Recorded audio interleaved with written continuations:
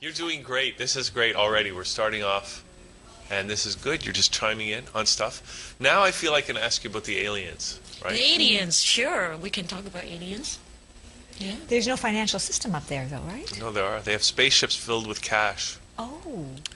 Well, Is that- I thought we were talking about newcomers in the country, the aliens. Oh, those aliens. Oh, those kinds of illegal or legal aliens. Do you remember that movie Alien Nation? Did you ever see that movie?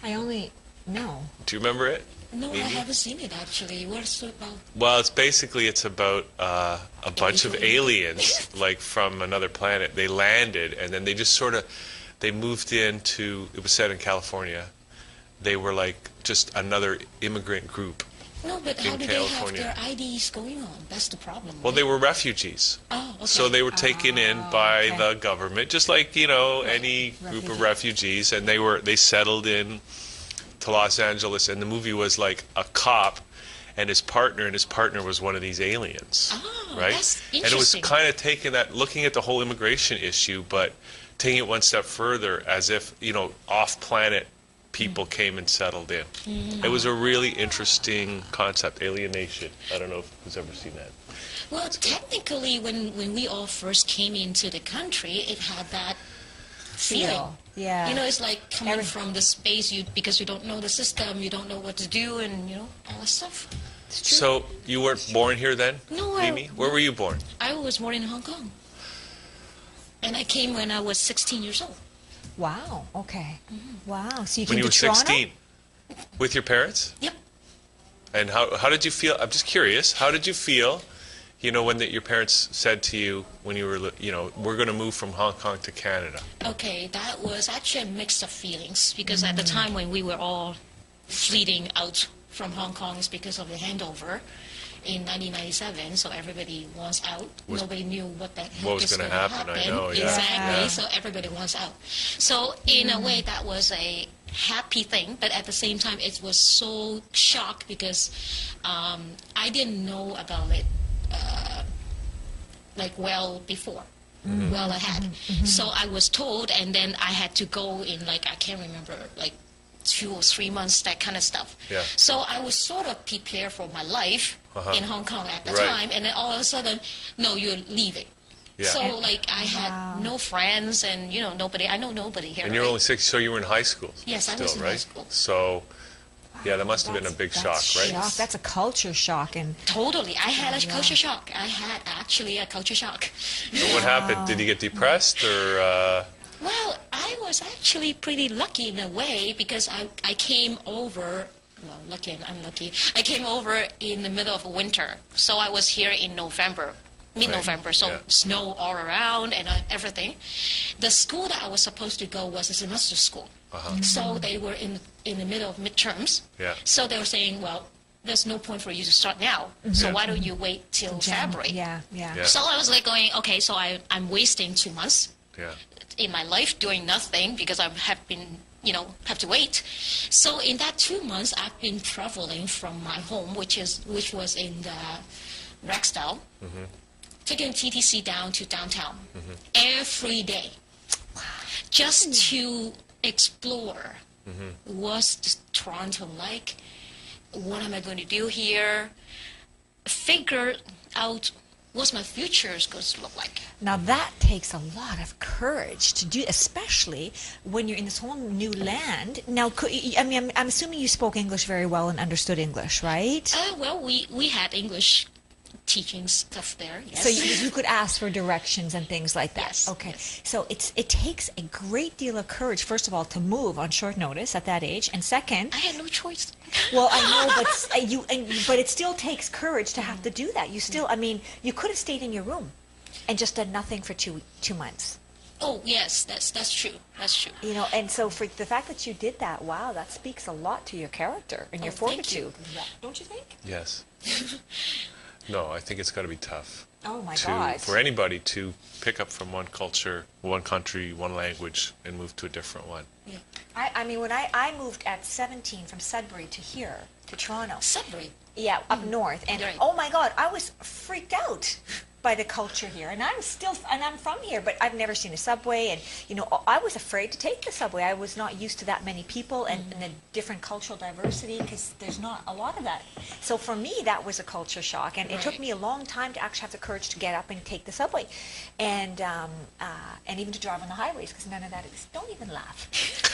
I'm just thinking about the culture shock of somebody from Toronto going to Sudbury. Right? I wouldn't recommend it. That would be so funny. They would need deep counseling.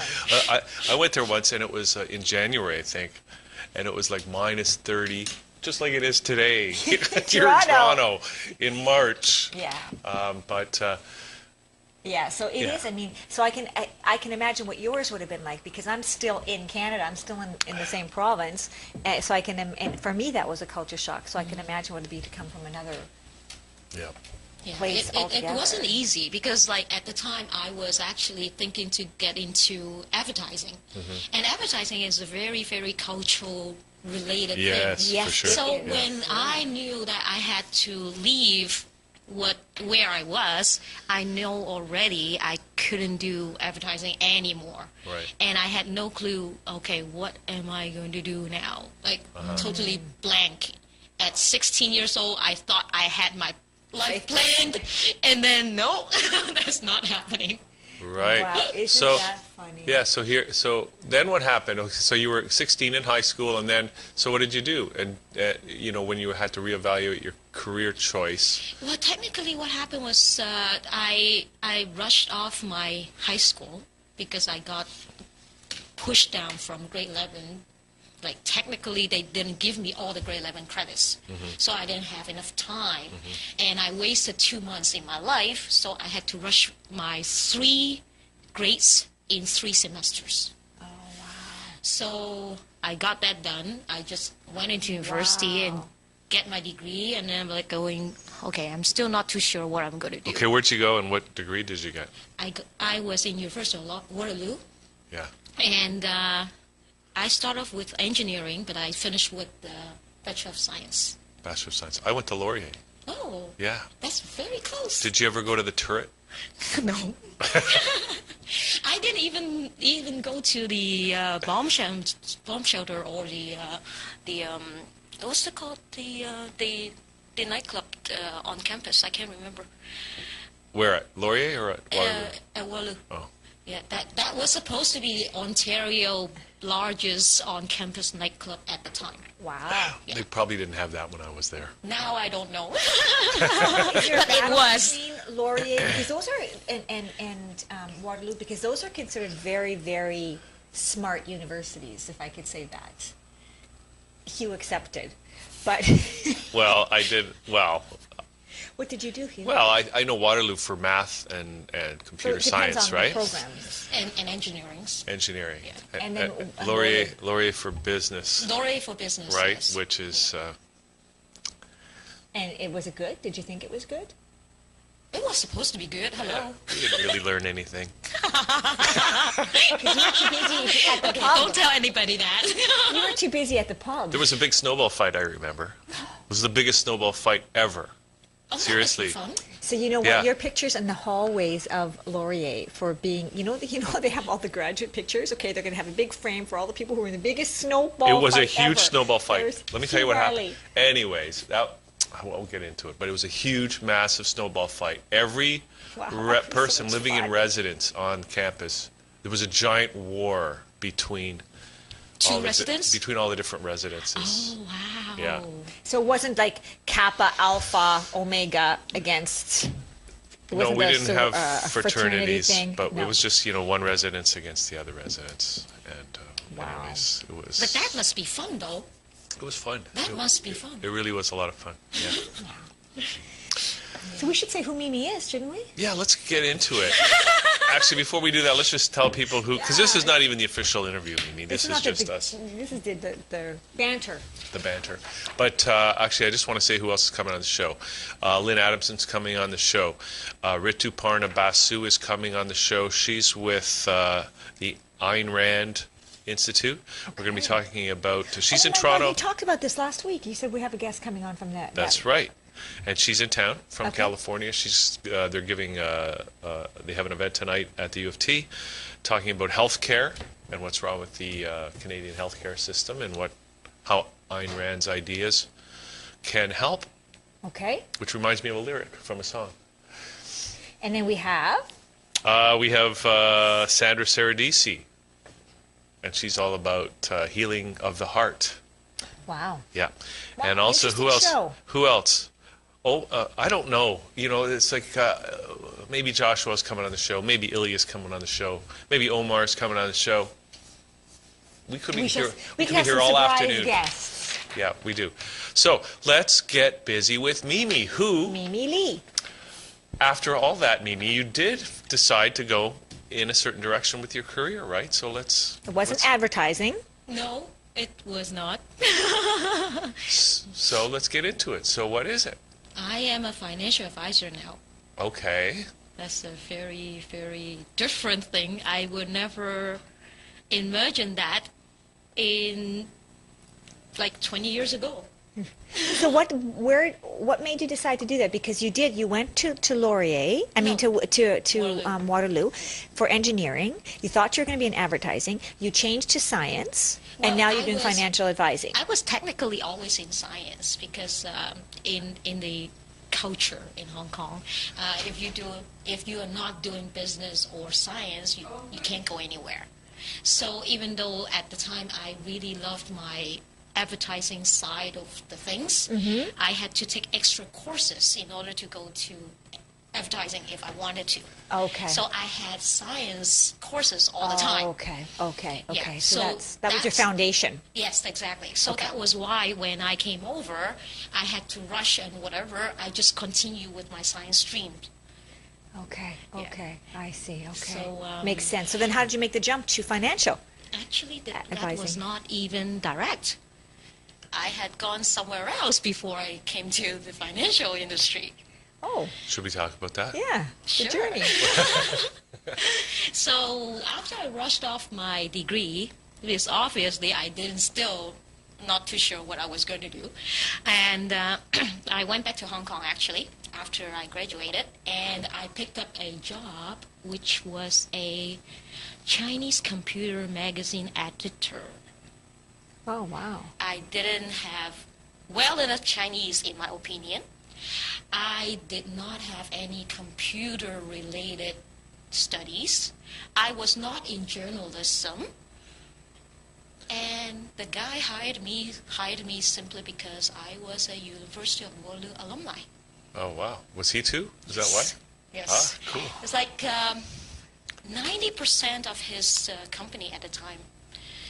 See, that's how I need to get a job. Because I certainly can't qualify based on qualifications. So I need to Snowball know fights. somebody. Well, I and- didn't know him. Well, yeah, I know, but you still have that. You did through the thing. check your Laurier networking. Go back to the snowball fight. Go back to the store. Yeah, that Who's would on your help, actually. team? Okay. Let's get back to Mimi here.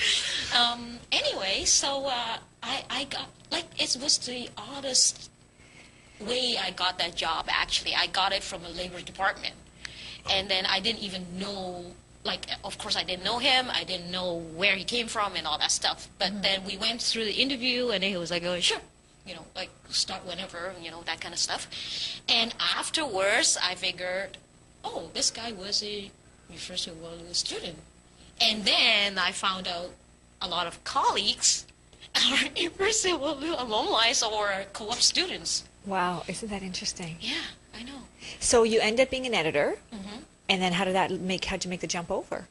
That was very interesting because I was in the editorial role for about, different companies. I was there only for 3 months, and then I jumped to another magazine. So I was in the computer magazines for about a year and a half, and then I moved to a business-related magazine. And then Okay. I was tired of magazine because we have to go through the same article over and over and over and over again Right. just because it was not published.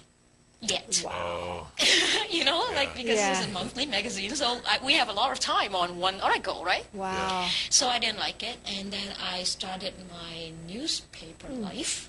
So I was a reporter to start with, and then I was there another year or so, and then I was able to get myself into a financial newspaper editor. uh-huh. That's where I learned all my financial stuff, Okay. because I'm the first reader. I Yeah. have to know what the heck is going on. If I don't know what this means, Yeah. how can any reader knows what's going on, right? Yeah. Yeah, so I asked a lot of questions. I had all those stuff answered by the reporters, and we researched and all that stuff, right? Yeah, so So that's how it started. Wow. So how did you get back to Canada, and then how did you get into what you're doing now? I got back to Canada because I got laid off by, at the time I was a web news editor. It was a Taiwanese TV station. So I got laid off. And so I had Were you in package. Taiwan at the time, or still in Hong No, Kong? I was still in Hong Kong. I see. But they were Mandarin-speaking Taiwanese TV station. Do you know Phoenix Kong? That is actually very familiar. I'm just asking because I know her. She's a friend of mine, and she worked for a Taiwanese TV But station. we do have a few Taiwanese TV stations. Yeah, I though. know. I just, Anyway, yeah, so I had my package, but I knew if I sit around with that package, it's going to be drained very fast. And I knew for a fact that at that time, because we had the tech bubble boost and all that stuff, I knew I couldn't go back to media as well with the same kind of pay that I was getting. So through another friend of mine, I got a reporter job in here. And I just grabbed my son and came over. Like another really rush relocation happened. I guess I had a shock to my son at You that did to time. your son what was done to you. Yeah, but he was young enough, so he should be He's should be fine. fine. I hope. I don't know. I haven't actually asked him. How long have you been here, Mimi, now? We came back 2001. Okay. Yeah, Okay. so he was 3 years old. Okay. Oh, Yeah, so that's it's 13, fine. That 13 should be years fine. now. Okay. And yeah, so we came back, and I continued that reporter job for a while, and I couldn't adapt to it. It was very different from like it's like a community paper that I'm working in here compared to a international, really exciting news that I was working Okay. in Hong Kong. Yeah, So I could it's, so yeah. see how that would be very disappointing. so now what are you doing? What do you mean? Now what am So I now with as your, a financial, with your yeah. Trufinancial? What am I doing? I am actually helping people to reorganize their finances a lot of times, budgeting and things like that, help them save money for down payments, and for people who already have money, try to preserve their money, save tax. So you're talking about like investing and things like how to invest and what to invest in and Yeah. that kind of thing, Yeah, and for savings, retirement and all of that stuff. I just have to say, people, I think this is a growing field, right? Where people in the past tended to look after their own financial situation, but I think now, just the way things are and the complexity of the tax structure, it really helps for everybody to have a financial advisor. It actually helps a lot because there are surveys and studies out there saying that people who have financial advisors actually do a lot better. Yeah. They have at least 1/3 of wealth accumulated more than the people who don't For sure. have. And financial even advisors. people that, might think that even buying a house is something they're never going to be able to afford, the time to start planning is now, Yes. right? Yes, absolutely. because it's possible.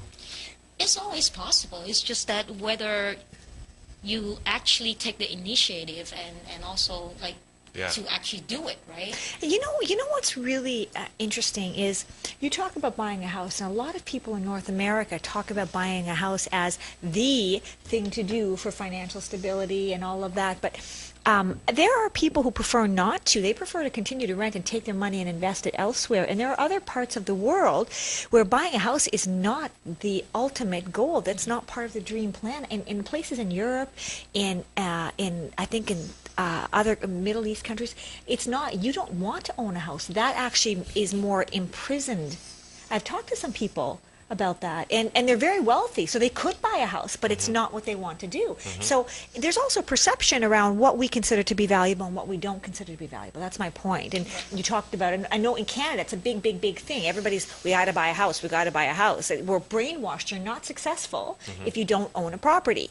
Well, it's actually really depends on the society structure And influence. as well as how that whole economic within that society as well, right?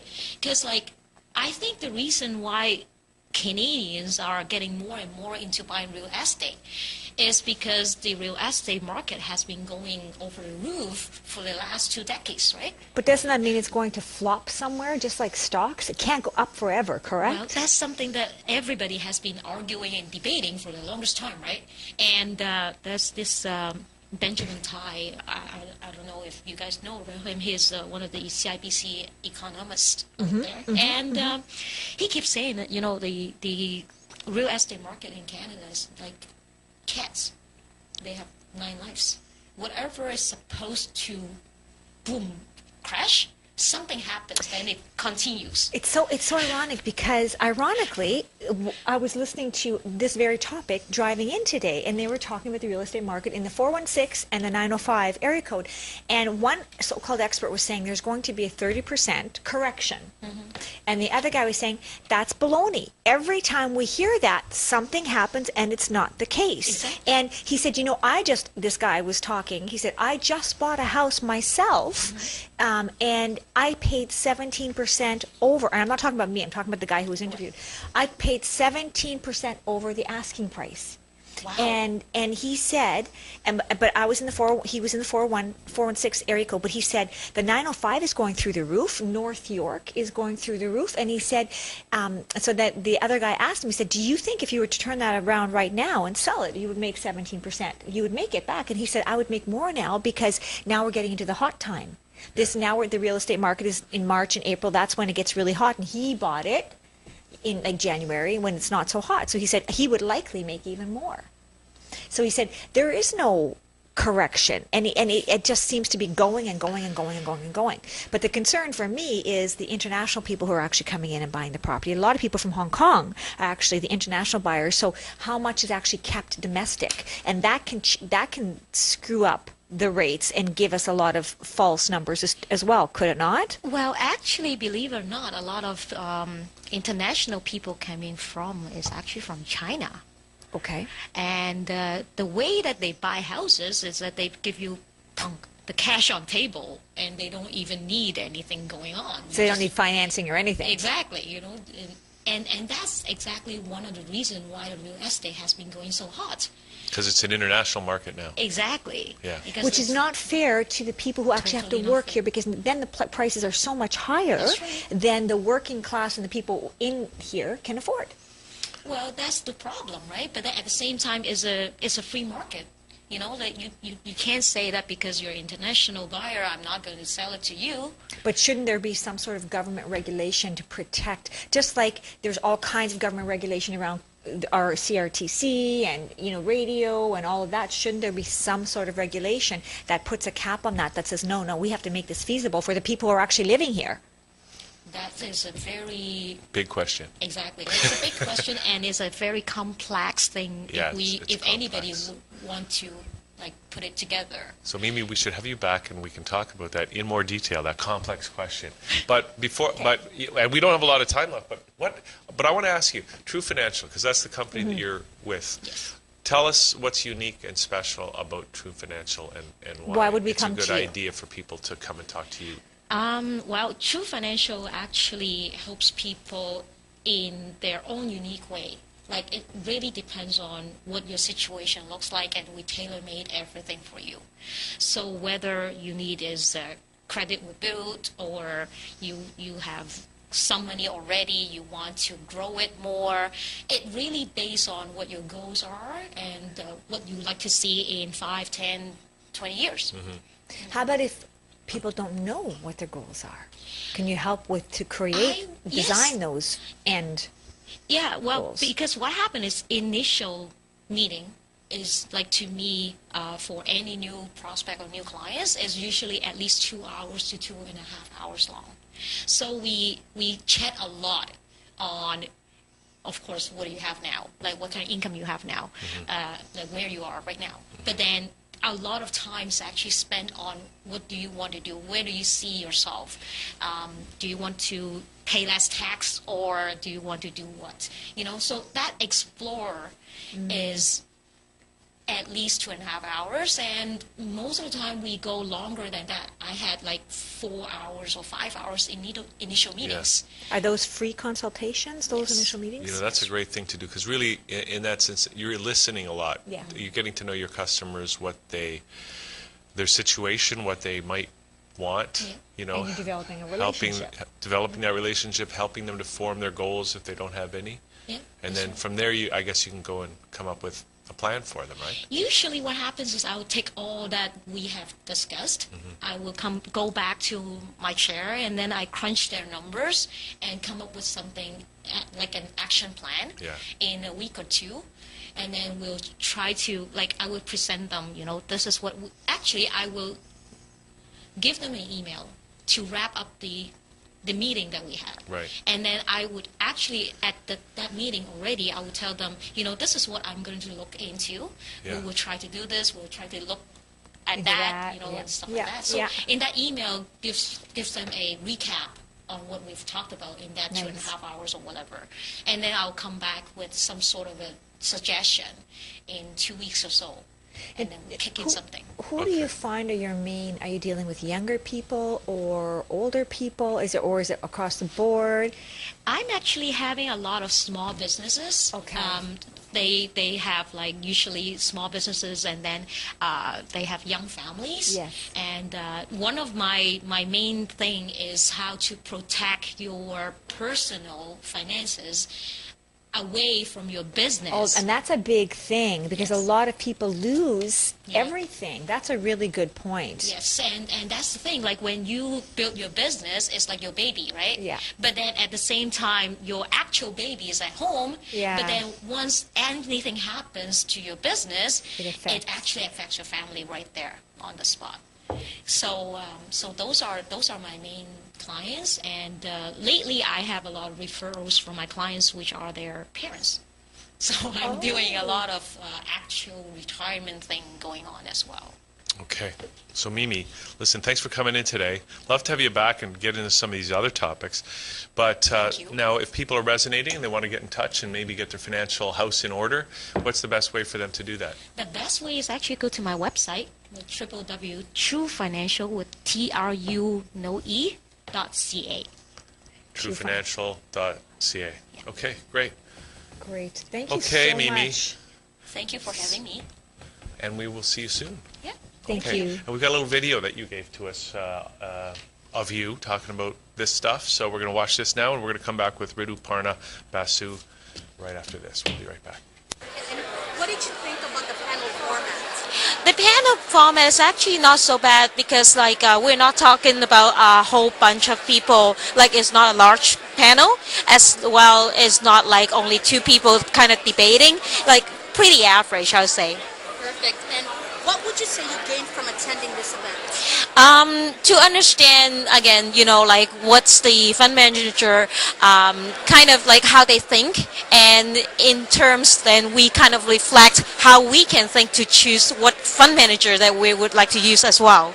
Perfect. And how would you describe today's event to your colleagues or peers when you go back to the office? I think I'll let them know it's a very good way to understand the world economy in the circumstances that we're in.